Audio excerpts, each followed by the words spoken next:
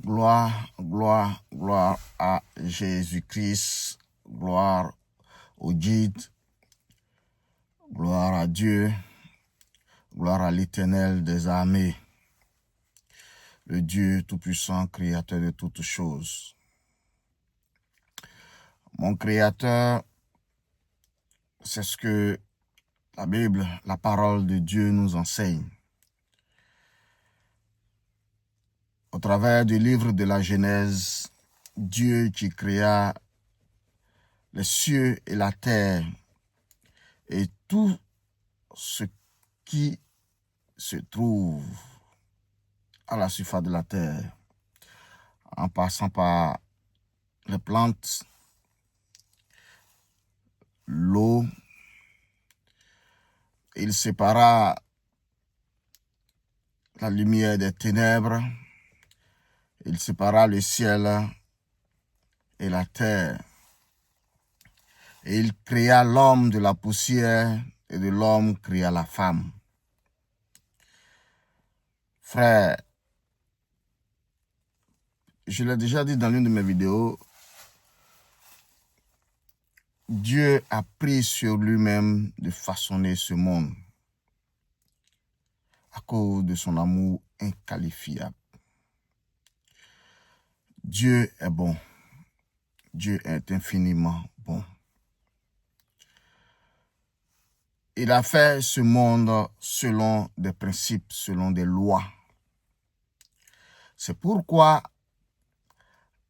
la Bible déclare, je cite, « Le royaume de Dieu ne consiste pas au manger ou au boire, mais à la justice, à la paix, par le Saint-Esprit. » Voilà, en quoi consiste le royaume de Dieu.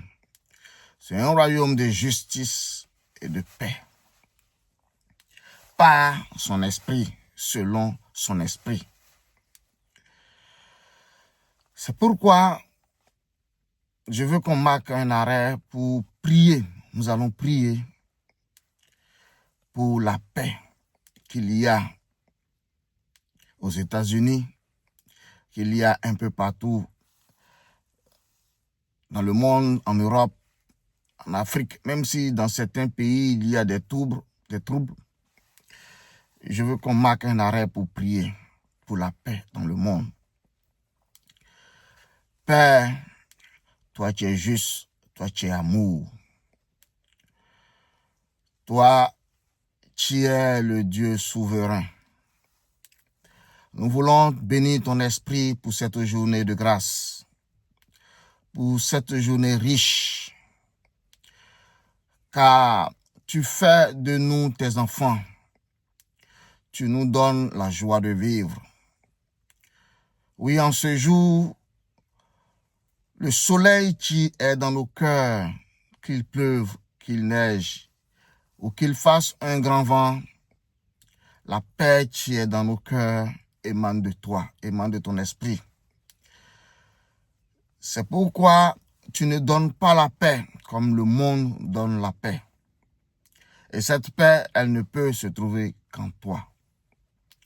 Nous voulons bénir ton esprit. Oui, bénir ton esprit de ce que tu as fait l'homme à ton image. Tu nous as fait avec un esprit, une âme et un corps. Car toi, tu es esprit. Ta parole déclare, il faut que ceux qui t'adoreront, qui t'adorent en esprit et en vérité. Si nous manifestons les œuvres de l'esprit, nous aurons la paix. Cela est la condition sine qua non pour manifester la paix sur terre. Je voudrais, Éternel mon Dieu, te dire merci pour la paix que tu procures aux États-Unis, pour la paix qui remplit l'esprit et le cœur des Américains, pour cette paix qui plonge le pays dans le calme, à la réflexion, au progrès, car cela émane de toi. Merci encore pour ton amour que tu étends sur l'Afrique. Tu donnes cet esprit de paix en Afrique. Même si certains pays ont des tribulations, cela est juste peut-être à cause des erreurs. En Asie, en Europe, partout dans le monde, oui, Éternel, nous voulons te bénir. Nous voulons te dire merci. Merci pour la quiétude de l'esprit que tu apportes. Si nous nous accrochons à toi, Seigneur, nous savons que ta parole, elle est juste, elle est vérité et elle s'accomplira dans nos vies. Elle se manifestera sur cette terre. C'est pourquoi, en passant, nous voulons nous incliner devant ta puissance, devant ton amour, devant ton Fils Jésus-Christ, pour te demander pardon. Pardon pour tout péché. Pardon pour tout ce que nous faisons qui va de travers à ta volonté. Le péché qui est grandissant dans nos cœurs, car étant esprit, corps et âme, nous laissons le cœur, disons l'âme, dominer le corps. Or, les mauvais mœurs émanent du cœur. La jalousie, la calomnie, le mensonge, la tricherie, tout ce que nous pouvons imaginer qui peut bouleverser cet esprit de paix émane de nos cœurs. Pour tous ceux qui agissent selon la chair, selon le cœur, Éternel mon Dieu, ce matin, nous voulons prier afin que ton amour encore soit manifeste. Oui, Seigneur, car si tu n'appelles pas, si tu n'as pas appelé quelqu'un, cette personne ne peut venir à toi. Cela veut dire que la puissance, elle est à toi. La délivrance, elle est à toi. C'est pourquoi je veux appeler ton esprit de délivrance et de puissance sur ceux qui agissent encore dans le mal. Afin que, Père, non seulement tu leur pardonnes, mais que tu leur apportes la délivrance. Que le voile mystique et satanique qui empêche ou qui agit sur ces personnes, en ce matin, pendant que je lève la voix vers ton trône, je veux briser avec la toute puissance énergie qui émane de toi tout voile mystique installé sur leurs yeux et qui empêche de voir ta gloire. Éternel mon Dieu, pendant que je prie, que toutes ces personnes qui, dans le même temps, dans le monde entier, s'adressent à ton trône, tous unis, nous voulons élever et nous voulons implorer ta puissance. Demander avec la dernière énergie à ton trône, à ta souveraineté, de se manifester, Seigneur, en ce jour, afin que la paix durable s'installe, afin que les esprits soient sanctifiés, et que seul ton esprit, Seigneur, triomphe, et que nous agissons par l'esprit qui émane de toi, car tu en es le Créateur. Si nous faisons les œuvres de l'esprit, nous ne pouvons que récolter les fruits de l'esprit, qui est l'amour, le pardon, le développement, la charité, la bienfaisance. C'est pourquoi nous voulons bénir ton esprit de ce que, Papa, tu es juste. En créant ce monde, tu nous as accompagnés avec les bonnes œuvres, qui sont les œuvres de l'esprit. Père, ce matin, je veux prier afin que, Seigneur, ces choses s'attachent à nos vies. Pardonne à ceux qui pêchent, ceux qui font le mal aux autres, Seigneur. Tu, Éternel mon Dieu, selon tes lois, selon ta volonté, a établi ce monde avec des lois. C'est pourquoi tout homme qui s'éloigne de ta voie, de tes vertus, rencontre les lois que tu as établies dans ce monde. Le monde est plongé dans un chaos, des maladies de gauche à droite, Père, simplement à cause de nos erreurs, simplement à cause de ce que nous ne voulons pas utiliser ta posologie. Tu en es le Créateur. Tu as fait ce monde avec une posologie. Il est de plus normal que nous adhérons à cette posologie. Mais le monde ne veut pas utiliser cette posologie. Père, je te prie car toi seul tu peux changer la donne. C'est pourquoi je t'appelle. J'appelle à te manifester, papa, en implorant bien entendu ta faveur dans ce monde, et que la gloire, la plus puissante, éternelle, mon Dieu, te revienne. Dans cette parole qui est relâchée en ce matin, je prie que ta volonté soit manifeste, qu'elle soit manifeste encore, afin que la gloire de génération en génération, et que tout genou fléchisse devant ton saint trône, devant ton royaume. Merci encore d'être avec nous en ce jour, cette journée de grâce, et que la gloire te revienne dans le nom de Jésus-Christ, ton Fils unique, notre guide, notre lumière, et nous t'avons prié, et nous disons ainsi soit-il. Amen, amen et amen. Merci pour l'Esprit de Dieu qui nous conduit en ce matin. Nous élevons la voix pour invoquer, pour prier Dieu pour le péché de l'humanité, pour demander le pardon de l'humanité. Le message qui va suivre est axé sur l'éducation de nos enfants.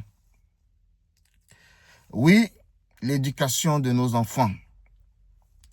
La Bible déclare, et je cite, « Avant que nous ne naissions, Dieu nous connaissait. » J'ai déjà dit dans l'une de mes vidéos. « Et nous avait préétabli prophète des nations. »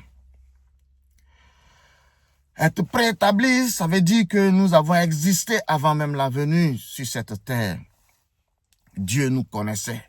Dieu nous avait fait. Connaître, c'est faire. Nous sommes donc l'ouvrage de Dieu. Quand Dieu est en train de nous faire, il a eu son projet, son plan pour toi, son plan pour moi. La Bible déclare qu'il nous avait préétabli prophète.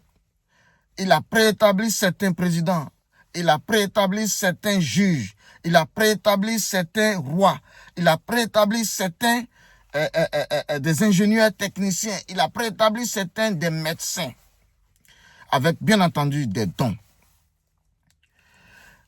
Mais fort est de constater que un enfant qui naît bien entendu dans une famille. Et la famille d'accueil, selon l'inspiration de papa et de maman, on a tendance à donner l'éducation que nous suggérons, que nous jugeons juste à ces enfants. L'enfant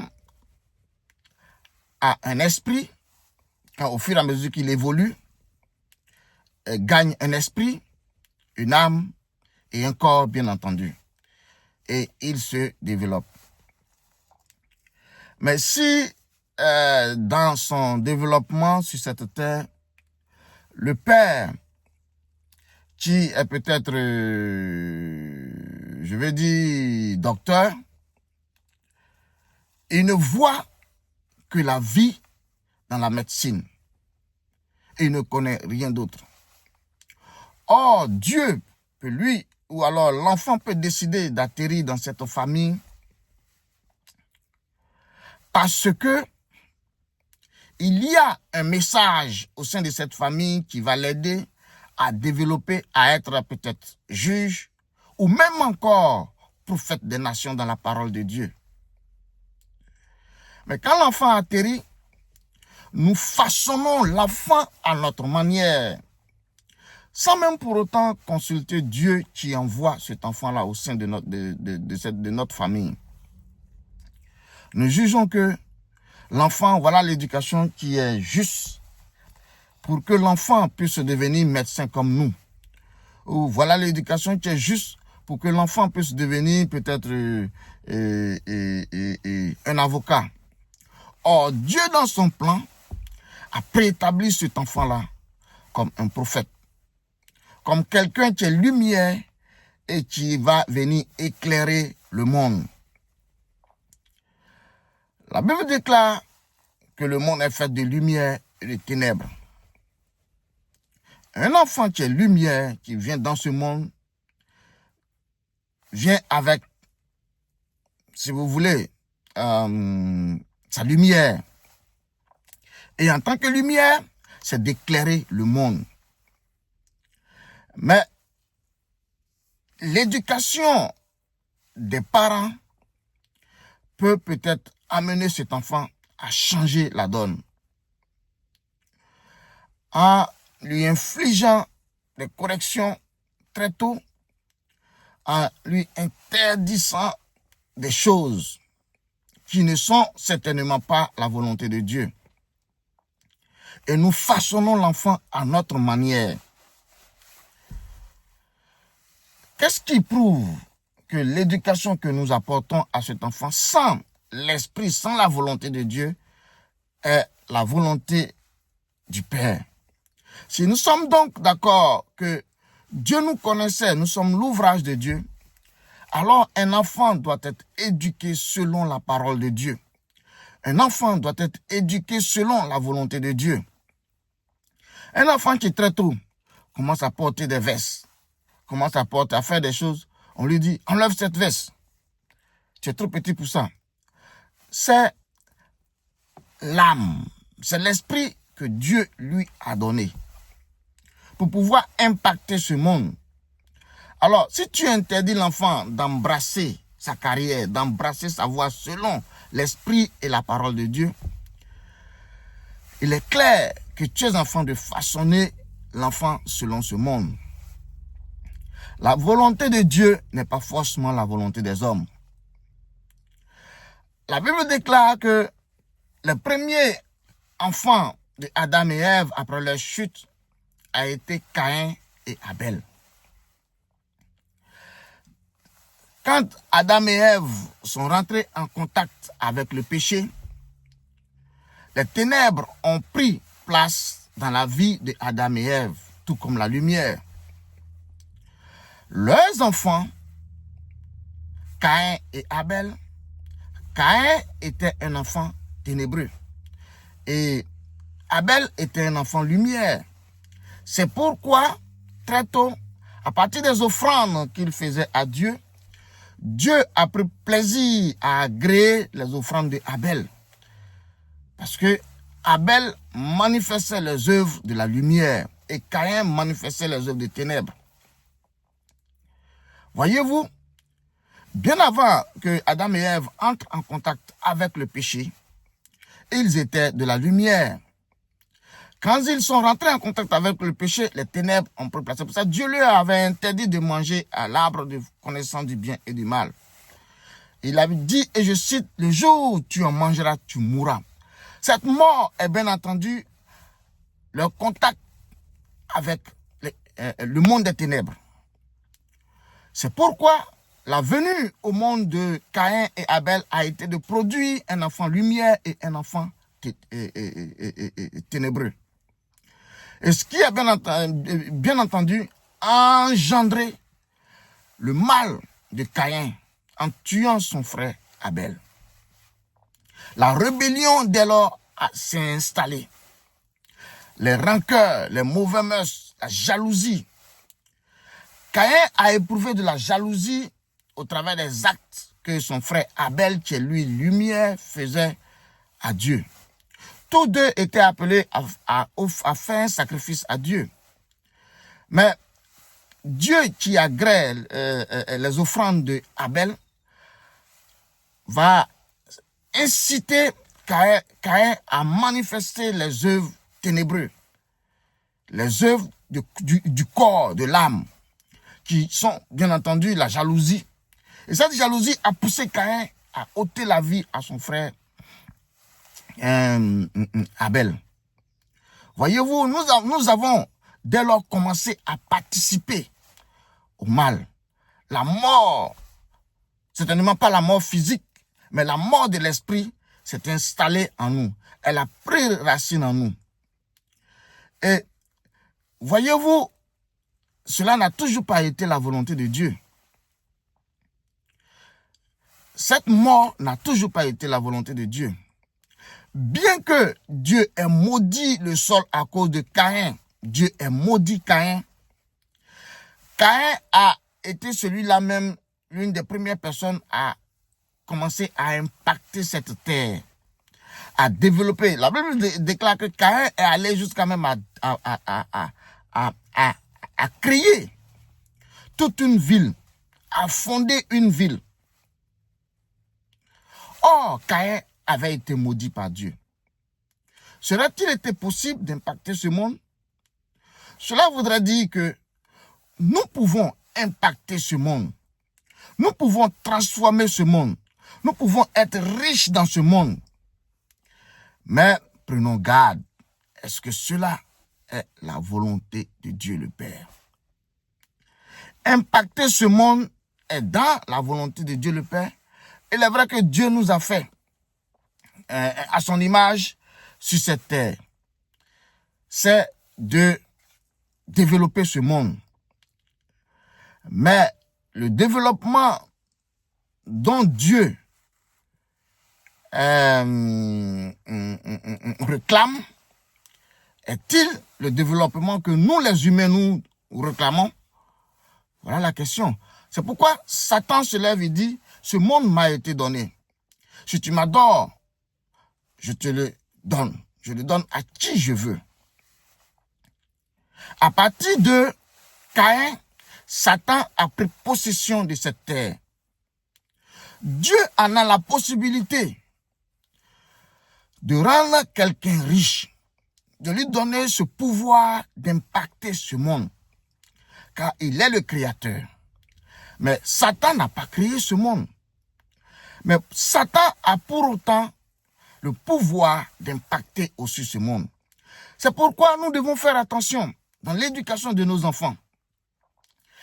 Car en orientant l'enfant de notre manière, nous sommes en train de demander à l'enfant d'impacter ce monde à notre manière, pas à la manière de Dieu. Pas à la manière de Dieu. Dieu ne juge personne, il n'est contre personne. C'est pourquoi en envoyant la lumière dans le monde qui est Jésus-Christ, son Fils unique, il a remis toutes choses entre les mains de la lumière, entre les mains de Jésus-Christ, afin que quiconque croit en Jésus-Christ rentre dans la lumière et impacte ce monde selon la volonté de Dieu. Frère, il est très important d'impacter ce monde selon la volonté de Dieu. Si nous impactons ce monde selon la volonté de Dieu, si nous éduquons nos enfants selon la volonté de Dieu, il est clair que ces maladies bizarres que nous voyons autour de nous n'auront pas tant d'emprise sur notre vie. Car nous serons dans la lumière, la maladie, tout ce que nous pouvons imaginer n'auront pas d'emprise sur nous. Car dans le domaine de la lumière, il n'y a pas de maladie. La maladie n'existe pas, la souffrance n'existe pas. Dieu a son plan pour l'humanité. Satan a son plan pour l'humanité. La Bible déclare que le voleur ne vient que pour tuer, dérober, égorger et détruire. Nous voulons accueillir la richesse d'un coup.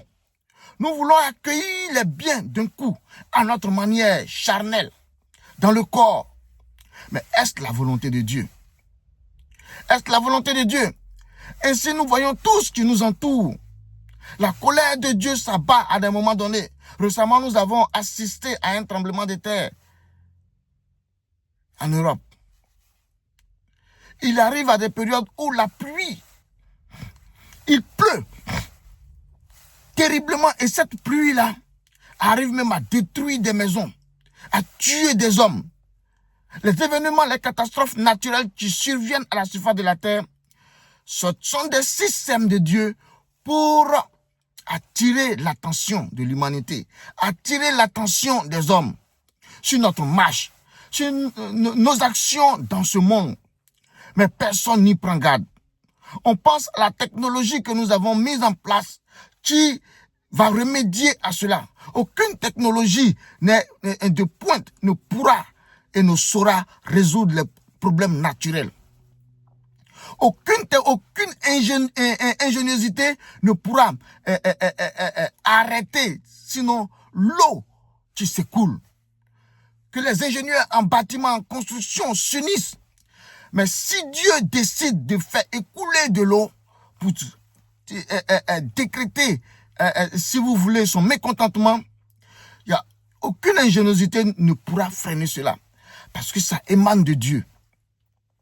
Dieu tente d'attirer notre attention sur des attitudes, les mauvais agissements de certains envers les autres. La méchanceté accrue dans ce monde. Mais personne n'y prend garde. Personne n'y prend garde. Vous voyez ce qui arrive un peu autour de nous dans le monde, pas d'un coup, mais qui frappe aux différents endroits de ce monde. Et personne n'y prend garde. Les messages importants que Dieu inspire, que nous mettons sur YouTube, sont peut-être vus et su par une dizaine de personnes. Une dizaine de personnes. Vous avez vu, dans l'ancienne alliance, quand Dieu a décidé de purifier la terre par les eaux du déluge, la Bible déclare que le monde était plongé dans leur activité quotidienne.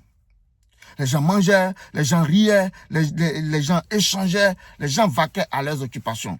Bien que l'avertissement avait été donné par Noé, mais personne n'y a pris garde, jusqu'à ce que Dieu frappe la terre avec les eaux du déluge. Il y en a de même aujourd'hui.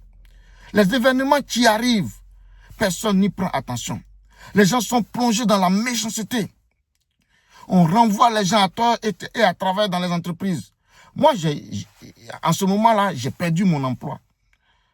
J'ai perdu mon emploi. La première entreprise a dit que j'ai volé une bouteille d'eau. Qu'est-ce cela?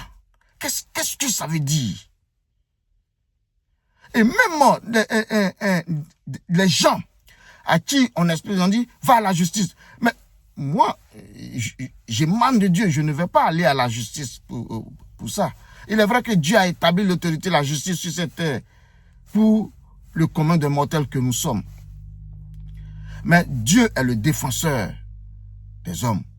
Jésus-Christ est le défenseur, il est l'avocat. Prendre un avocat, ce n'est pas tâche aisée. Mais Jésus-Christ est notre défenseur.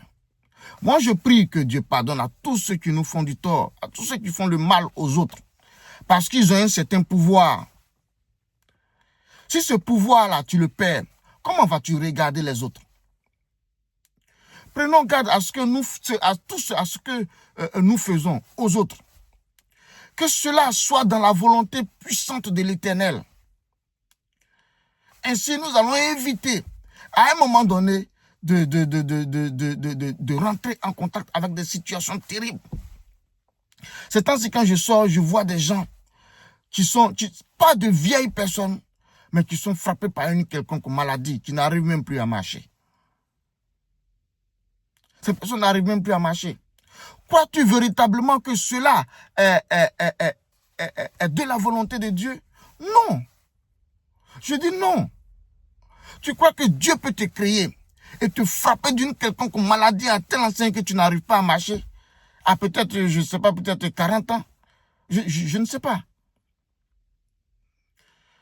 C'est un appel en ce jour. C'est un appel. Je prie que YouTube fasse une translation de ce message en anglais. Je vous en prie. Il faut transcrire ce message. Afin que quiconque, que ce soit en anglais, quiconque arrive à écouter ce message. Parce que c'est un message qui s'adresse à l'humanité. C'est pourquoi je dis que le problème part de l'éducation que nous donnons à nos enfants. Si nous éduquons nos enfants dans la volonté de Dieu le Père, il y a des choses quand l'enfant va grandir, l'enfant ne sera pas en mesure de faire. Parce que l'esprit ne lui dit pas de faire ces choses. Si l'esprit émane de Dieu, l'esprit lui dira de ne pas faire ces choses. Mais si nous éduquons l'enfant selon la chair, alors l'enfant sera amené à agir, à produire le mal dans ce monde sans pour autant en avoir conscience. Et nous assistons à tout ce qui nous entoure. Dieu a maudit Caïn, Caïn a développé ce monde. Est-ce que toute richesse sur cette terre émane de Dieu? Voilà la question. C'est pourquoi la Bible dit que nul ne peut servir deux maîtres. Ou il va haïr un maître et il va aimer l'autre. C'est pourquoi le problème de Dieu sur cette terre n'est pas la richesse, n'est pas l'argent. L'or et l'argent appartiennent à Dieu. Mais le problème de Dieu, c'est que tu sois sauvé. Tu sois sauvé. C'est pourquoi la parole de Dieu déclare, à quoi sert-il à un homme de perdre, de gagner ce monde s'il venait de perdre son âme? Si tu veux impacter ce monde selon la chair, selon les désirs charnels, frère, il est clair que tu vas perdre ton âme.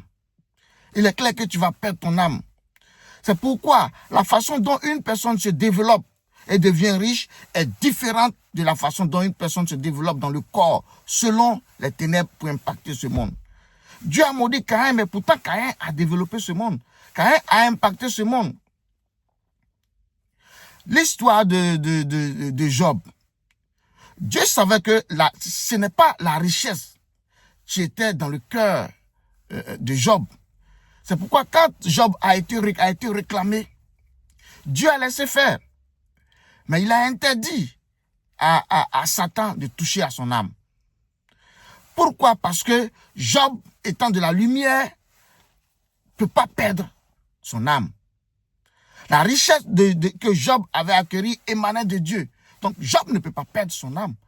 C'est pourquoi le diable n'a pas pu mettre la main sur l'âme de Job. Ainsi, malgré que la maladie, toutes ces choses ont frappé à la vie de Job, Job est rentré en possession plus tard de ces choses-là. Je prie que l'Esprit de Dieu nous aide à donner l'éducation selon l'Esprit de Dieu, à donner l'éducation que Dieu a établie avant de nous créer dans nos vies. Car c'est cela notre destinée, car c'est cela notre destin. Dieu, dans son plan pour l'humanité, t'a fait, t'a conçu pour le plan de l'humanité. Il t'a pas conçu pour le plan des ténèbres, il t'a conçu pour le plan de l'humanité. Ceux qui donnent l'éducation à leurs enfants selon le désir de la chair, il faut, je vous en prie, arrêter.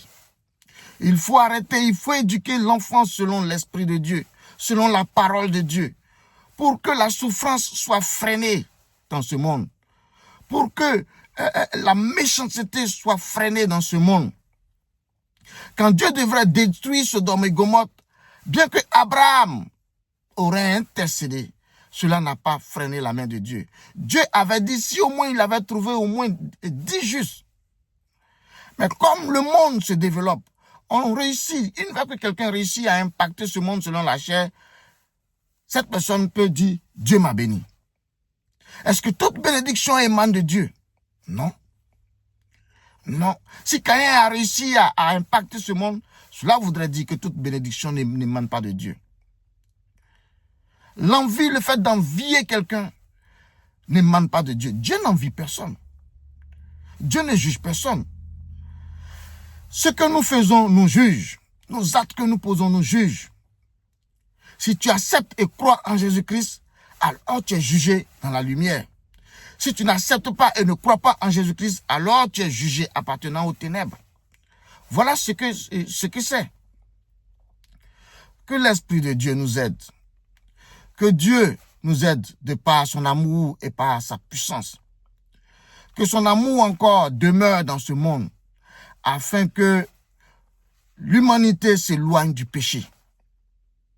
Demeurons bénis, et que le Saint-Esprit soit notre guide et notre lumière.